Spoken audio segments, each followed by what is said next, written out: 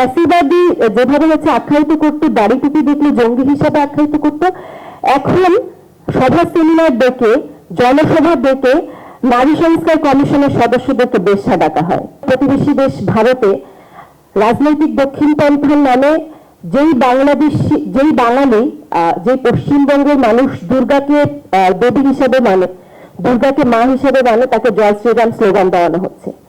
আমি দেখেছি গতদিন একটা কনফারেন্সে, মেবি অল্প কয়েকদিন আগের একটা কনফারেন্সে একজন পশ্চিমবঙ্গের রাজনীতিবিদ যখন বক্তব্য শেষ করলেন, তখন পুরো কনফারেন্স রুম জুড়ে যখন জয় শ্রীরাম স্লোগান দেওয়া হচ্ছে, তখন সে ওখানে দাঁড়িয়ে জোর গলায় বলেছে জয় মা দুর্গা। তো এটা এক ধরনের দক্ষিণ পন্থা, যে দক্ষিণ পন্থায় যে দুর্গাকে দেবী হিসাবে মানে তাকে জয় শ্রীরাম গেলানো হচ্ছে। একই জিনিস বাংলাদেশি দেখবেন, বাংলাদেশি দক্ষিণ পন্থাটা আরো বেশি রাজনৈতিক। বাংলাদেশি এই দক্ষিণ পন্থাটা এমন যেখানে বিরোধী মতকে আগে ফ্যাসিবাদী যেভাবে আখ্যায়িত করতো, দাড়ি টুপি দেখলে জঙ্গি হিসাবে আখ্যায়িত করতো, এখন সভা সেমিনার ডেকে, জনসভা ডেকে নারী সংস্কার কমিশনের সদস্যদেরকে বেশ্যা ডাকা হয়।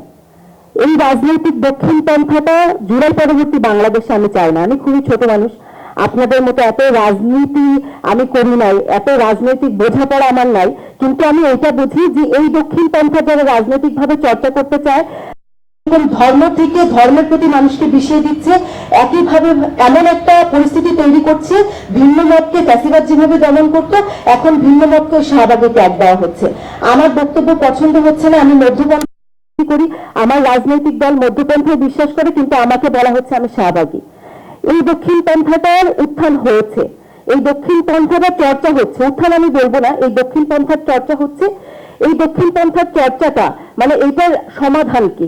এটার সমাধান ওই জুলাইয়ে যখন দক্ষিণ পন্থা, বামপন্থা, মধ্যপন্থা যখন একসাথে নেমেছে, আমি দেখেছি যে কেউ একজন হেফাজতে ইসলামের কর্মী গুলি খাওয়ার পরে আমি যেরকম তার বিরুদ্ধে যখন প্রতিবাদ করেছি, আমার পাশে আমি ফোন দিয়ে খোঁজ নিয়েছি 5 আগস্টে আমার ইসলামী ছাত্র আন্দোলনের বন্ধুর কাছে আমি খোঁজ নিয়েছি যে তুমি ঠিক আছো কিনা।